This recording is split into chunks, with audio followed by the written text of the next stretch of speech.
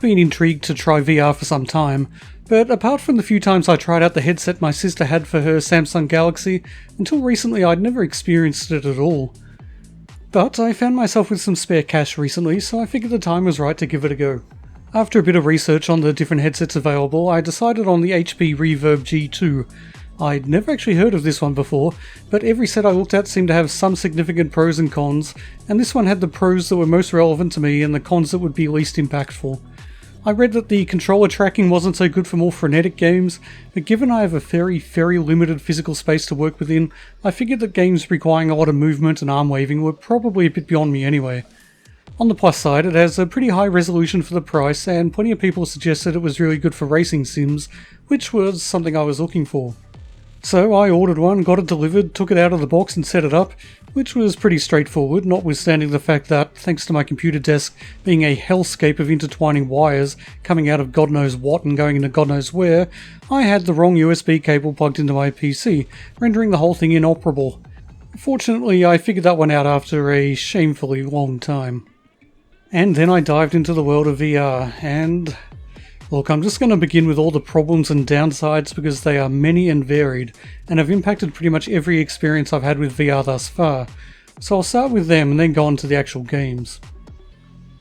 Firstly, the things that are minor irritations and not game-breaking. The headset is kind of uncomfortable and kind of tricky to set up properly. It really needs to be in exactly the right place in front of your eyes or everything starts getting blurry. If it slips just a few millimeters, it needs to be readjusted, and while I'm sure everyone's face is different, for me the sweet spot required the bottom edge of the set to be resting right on my cheekbones. Unfortunately, not being a supermodel, I don't really have cheekbones, so it slipped pretty easily. The design of the headset is pretty good though, it is easy enough to adjust when you need to. The discomfort is increased by the fact that I have to wear glasses or most things are blurry even when the headset is in that elusive sweet spot. There is enough room for my glasses, but only just. Thank God I have fairly minimalist frames. And small as my glasses are, it does make taking the headset off more fiddly. Oh, and because it's the middle of summer here and rather warm, the part of my face around my eyes gets hot and sweaty under there. It's kind of unpleasant, and although the part of the headset that actually makes contact with your face is designed to be sweat resistant, I don't think anyone's going to be too eager to have a go on it anytime soon. At least not before it's been sterilised in boiling water for a few hours, and I suspect that may somewhat compromise the quality of the product. It's a tethered headset, meaning that it has a rather thick cable running from it into a power adapter. The cable's long enough, but it does need to be positioned carefully so it doesn't get in your way too much, and I've read that the point where you plug it into the headset is the most common failure point for this model. Okay, those are the physical problems, now onto the more intangible ones. Getting VR software up and running and configuring it properly can be a bit of a nightmare. I was first told I needed to install the Windows Mixed Reality portal, but you also need to install Steam VR if you want to run Steam games, which is where like 90% of VR games seem to be. Both of these programs seem to fulfill roughly the same purpose and both need to be running at the same time, and switching between them is a pain. Furthermore, every program or game I've tried out seems to have some sort of little quirk that impedes the experience. Well, okay, not everyone, but a lot of them. Most of these issues stem from the fact that the controllers of the HP Reverb don't seem to be natively supported by a lot of games, so button mapping is a huge pain. On-screen prompts are usually totally wrong or irrelevant, and some functionality seems to be missing entirely in certain cases. It's possible that there are solutions to a lot of these control issues, most things can be reconfigured, but it's kind of a pain in the ass to be digging through menus in VR, and it's also a pain in the ass, if not outright impossible, to reconfigure this stuff from the desktop. There are a bunch of quirks with stuff like the design and implementation of the HUD and UI in many games. Sometimes the HUD is too close, sometimes it's too far away, sometimes it hovers above your field of view, sometimes below.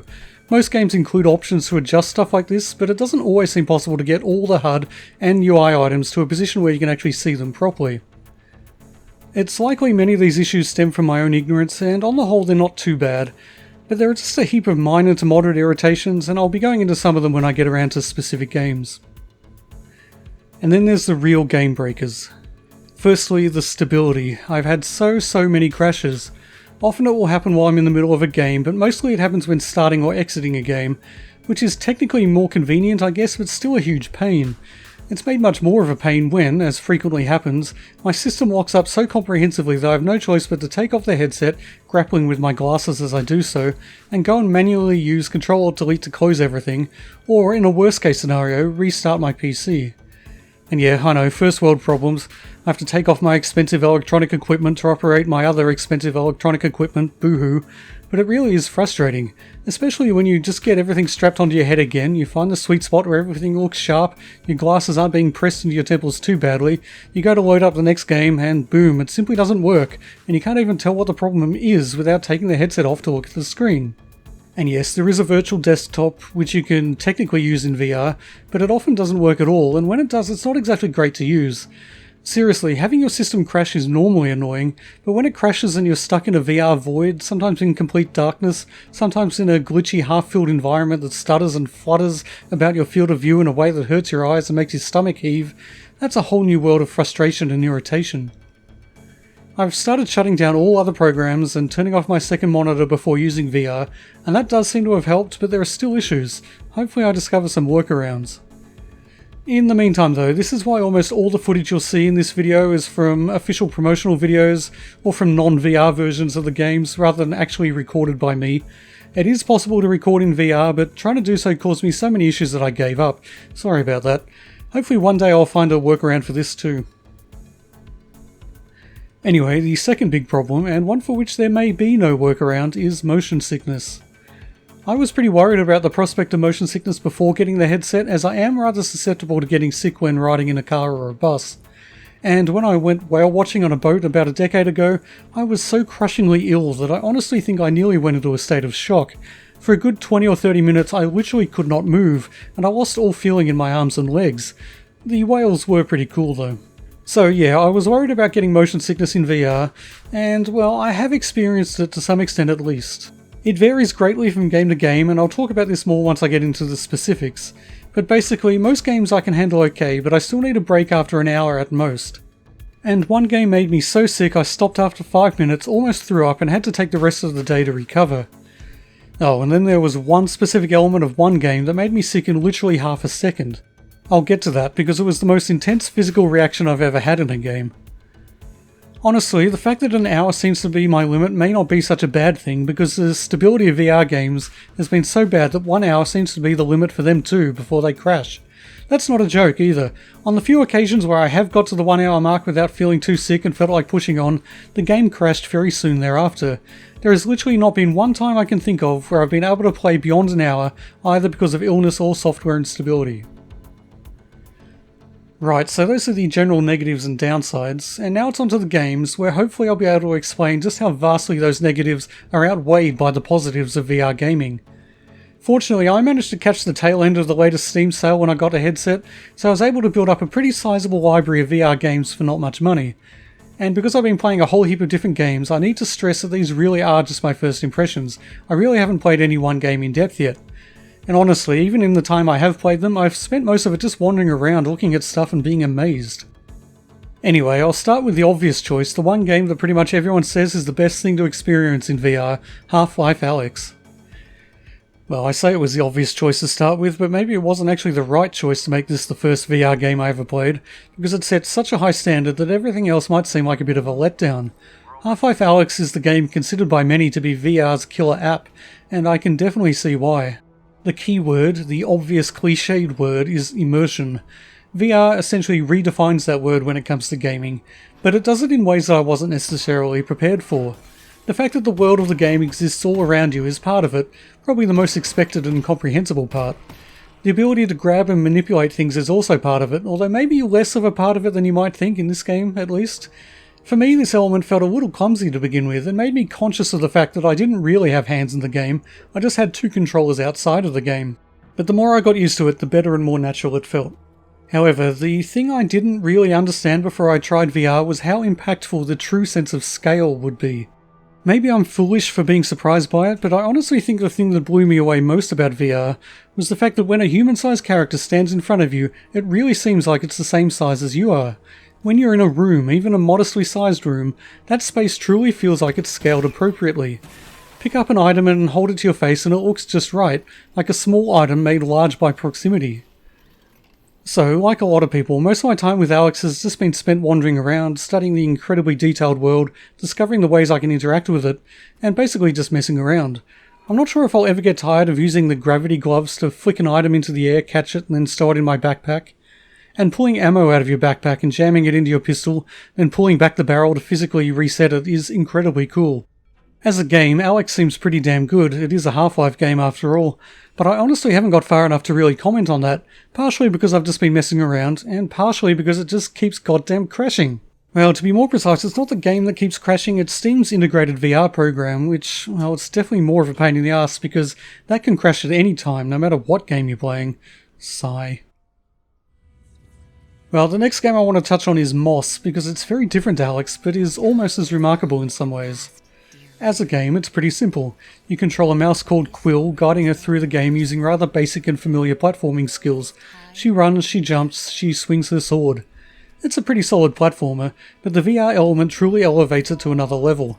The environments that Quill needs to traverse sit before you, laid out almost like a diorama for you to peer over. Just like Alyx, the sense of scale is crucial, but in kind of the opposite way. Quill is a mouse, and her world is mouse-sized. You tower over it like a god, and indeed your presence as a godlike being is acknowledged in the game. Moss would be a worthwhile game without VR, but with it, it's something special. Next up, Beat Saber. As a huge fan of rhythm games, this was one that I was rather eager to try. And in this case, there was absolutely nothing surprising about it. It was exactly what I expected. You don't need to have experienced VR to completely understand what it's all about. Blocks come towards you, you slice them with your saber. It's simple, it works well, it's a lot of fun. My only problem with it is that I find it nearly impossible to duck low enough to avoid the blocks on the ceiling. There are settings for adjusting your relative height, but they still seem like an issue. You only have to move slightly to the left or right to avoid the blocks on the side, but it feels like I've nearly broken my spine while trying to duck the upper blocks, while also looking up enough to see the other blocks coming at me. To be fair, my spine wasn't exactly limber and problem-free to begin with. Okay, next up, not a game but an application, and one that may be quite boring to many people, but which I was genuinely excited to try, Google Earth VR. I've mentioned before in a video just how much I love exploring the planet on Google Maps. I love checking out cities from around the world and delving through landscapes that I've never witnessed in reality and presumably never will. So yeah, the prospect of doing that in VR was something I looked forward to. And it was pretty much as cool as I imagined.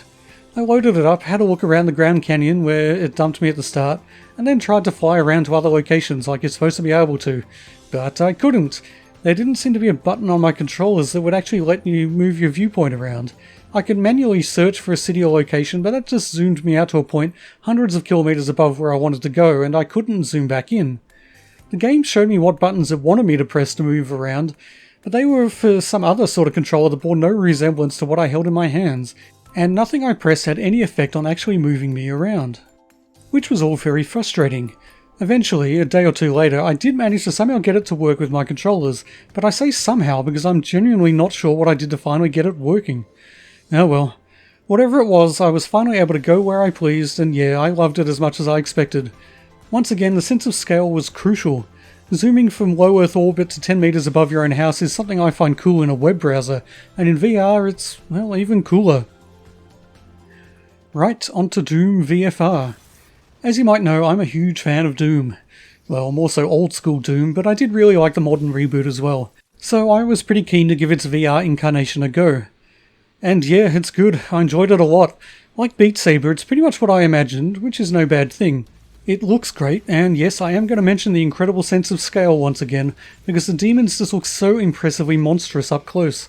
Fortunately, there's a sort of virtual museum that lets you get up close, because in most circumstances, it's not really advisable to do so. Now, this is one game that highlights the limitations of movement in VR. It's not bad, the game handles it as well as you'd expect, but the fast-moving monsters are pretty tough to navigate around. I'm sure an experienced VR player can do it with ease, but even a pro would struggle to match the agility you can achieve with a mouse and keyboard. And that's fine, it's an understandable limitation that good VR games work around, but it is a factor. And the problem was greatly exacerbated, for me at least, by the fact that, once again, the game didn't seem set up properly for the HP Reverb's controllers. It mostly worked fine, but to do the multi-directional dash you have to click in one of the joysticks while tilting it in the direction you want to move, and I find that completely unworkable in fast-paced combat. Maybe there's a way to change that, but if there is, I haven't found it. I have read that it is actually possible to play this game with a standard controller, and I might end up giving that a go. Apart from these issues though, Doom VFR is quite an experience, and possibly the most fun I've had in a VR FPS so far. Okay, those are the VR games that I've played so far which are specifically designed for VR. Well, apart from Google Earth, but that's not really a game. Anyway, now I'll move on to the games which are just VR ports of existing games. First off, Serious Sam. I was a big fan of these games back in the day, but I don't think there's really a whole heap to say about their VR versions. It's Serious Sam in VR, which is cool, but not exactly groundbreaking in the way Half-Life Alyx is. Which makes sense, since these really are pretty old games. Serious Sam: The First Encounter was actually the first game I tried after Alyx, so the difference in technology level and ambition was readily apparent. But Serious Sam was where I first started experimenting with the different movement options available in VR FPS games, and which I really didn't fully understand before trying out. Basically, you've got the teleport option where you point at a certain spot and teleport to it instantly, and then there's the more traditional option where you use the joysticks to move pretty much like you would on console. Gameplay wise, I still prefer the traditional movement, even in VR, but it comes with an increase in motion sickness for many people, including me, mainly because the difference between what your eye sees and your inner ear feels is increased. Ultimately, I don't mind the teleport option, but it feels a little awkward, especially compared to mouse and keyboard. Furthermore, I had more irritating controller issues here. You're supposed to be able to dual wield weapons in this game, but for whatever reason I just could not equip a weapon to my right hand. When I tried, a weapon briefly appeared on the ground at my feet, but it didn't go into my hand, and it disappeared when I let go of the weapon swap button. Definitely some sort of technical issue there, and a frustrating one, because blasting away with a gun in each hand would surely enhance the experience. Anyway, so far I've only tried The First Encounter and Serious Sam 3 in VR. First Encounter looks more dated, naturally, but Serious Sam 3 is kind of boring. Not sure I'll end up playing these all the way through. There are simply better and more engaging VR experiences available. Right, next up, the two Bethesda Goliaths, Skyrim and Fallout 4. Both of these have mixed reviews on Steam, and everyone seems to say that you need to mod both of them drastically to make them worth playing in VR. And maybe that's true for people more experienced with VR, who know what they're missing in the unmodded versions, but I've played a couple of hours with each of them unmodded, and I have to say I've had a hell of a lot of fun. Skyrim was the first one I played, and as you might be able to predict, I am once again going to mention the sense of scale, but perhaps not in the context you might expect. The wide open spaces were actually not quite as impressive as I thought they might be. Graphical limitations with draw distance and texture detail become rather noticeable in such circumstances. But the interior scenes really made an impact, possibly because I'm so familiar with non-VR Skyrim. On a regular screen, you go into someone's home and it seems small, cramped, and maybe kind of boring. But on VR, it feels like a home. The bear skins on the wall are twice your size. When a child walks around you from their bed to the table, it feels like they're traversing real space. There's a fireplace, windows, herbs hanging from ceiling beams, a sword on a rack. And yes, obviously all these things are in the normal game, but they have a new significance in VR.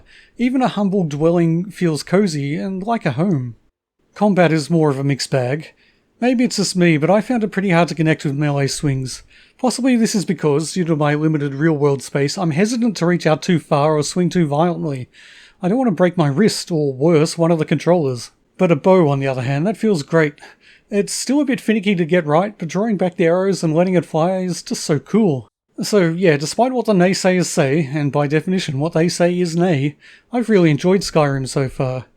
I might feel a bit different about that if I'd paid full price for what is essentially a game I've already played many times over, but I got these super cheap. And I've enjoyed Fallout 4 even more. It seems to have an extra sheen to the graphics and the detail level compared to Skyrim, which again makes sense, I suppose, as it's the newer game. Again, I've only played a couple of hours, but everything seems to work well, apart from the few inevitable controller issues. I particularly enjoy the VAT system in VR. The slowdown effect is really cool when there's a small horde of mole rats jumping around in front of your face. Apart from that, it's basically like Skyrim, so there's not much to really talk about. There's also not much to say about Borderlands 2 VR. It's the standard game in VR. In my limited experience so far, it perhaps has more notable issues than Fallout or Skyrim. The targeting reticle, for whatever reason, is way to the right of where the gun is actually aiming. Not that you really need a reticle in VR anyway, but aiming in general is a bit problematic, just because of the way the game was designed, with a huge variety of gun mechanics and attributes. Many guns in Borderlands are wildly inaccurate by design, and this feels more frustrating when you're physically aiming the gun, but the bullets are not going where you're pointing. It's not too bad really, you just have to remind yourself that the inaccuracy is not your fault, it's an inherent part of the game design. Well, just one that's not so great for VR perhaps. Well, finally it's on to the racing games. Like I said at the start of this video, playing racing games in VR was highly appealing to me. I've loved racing games for decades, so the prospect of being even more immersed in the high-speed world of horsepower was tantalizing. The first racing game I tried was Dirt Rally 2.0. It's already a realistic, immersive game, so I was excited to see what VR would add to the experience. Well, it looked great, it worked well, it was sure as hell immersive. A little too immersive. I mentioned a while back that there was one game that made me sick after 5 minutes. This was it. I do get car sickness in real life, and I suspect that if I was in an actual rally car, doing a real stage of the world rally, I'd get even sicker, even if I was the one in the driving seat. Or maybe not, maybe my inner ear would be able to cope better, since it would be feeling the same thing my eyes were seeing. Whatever the case may be, I got to the end of the first stage, took off the headset, and I was done with VR for the day. It genuinely took quite a while for my stomach to settle, which surprised me, because when I got seasick that time I talked about a while back, I felt fine almost immediately once we stopped just drifting and bobbing up and down. It seems that VR sickness is less intense but somehow more debilitating for me. The next day though, I was ready to try another racing game, Project Cars 2, and see how that affected me. I'm truly glad to say that, in terms of motion sickness, it barely impacted me at all. I think the main difference is the up and down motion. A rally race is all about bumps and peaks and sharp descents in a way that circuit racing isn't, even on the hillier circuits. So in Project Cars 2, I was able to do many laps and felt only the slightest bit queasy. Well, up to a point. I mentioned a while back that there was one specific element that made me sick in half a second and caused the biggest physical reaction I've ever had in a game. That moment came in Project Cars 2, but it didn't have anything to do with the actual driving. It happened in the photo mode. You see, when you go into photo mode, you control a little drone that flies around your car and takes photos. And unlike a car, a drone can tilt, like this. When I did this in VR, I almost threw up instantly. If I hadn't been sitting down, I think I would have fallen over. It really felt like the world had just suddenly been upheaved in one direction. I just couldn't handle it. I took the headset off, and once again I was done with VR for the day. And that's been my experience with VR so far. On the whole, it's been incredible, and I'm definitely looking forward to trying out more games and more experiences. But will it become my main way to play games? Definitely not. I love VR, even ignoring all the issues. It's been a fantastic experience. It's almost literally opened my eyes to a new world of gaming, but it has by no means made the old world obsolete. Playing games on a regular screen may not be as immersive, but it's far more accessible and far more suitable to a wide range of gaming styles. Really, VR can be a little too immersive in a number of ways. It's great to be immersed in a game, sure, but game worlds can be intense, dynamic places, nice places to visit, but I wouldn't want to live there for too long. And it's always going to be more comfortable and easier to just slouch back in front of a computer screen, mouse and keyboard at hand, glass of scotch or cup of coffee or whatever at the ready, and pwn noobs with a flick of the mouse and a click of a couple of keys. But as a supplemental form of gaming, as a world I can visit and play around in from time to time, yeah, I'd say VR is here to stay. Well, thanks for watching. Hope you've enjoyed my first little dive into virtual reality. Let me know what you thought. Feel free to tell me what I've got wrong about the world of VR. I'm sure there was plenty, as I've really only just started scratching the surface. Anyway, until next time, get off my lawn.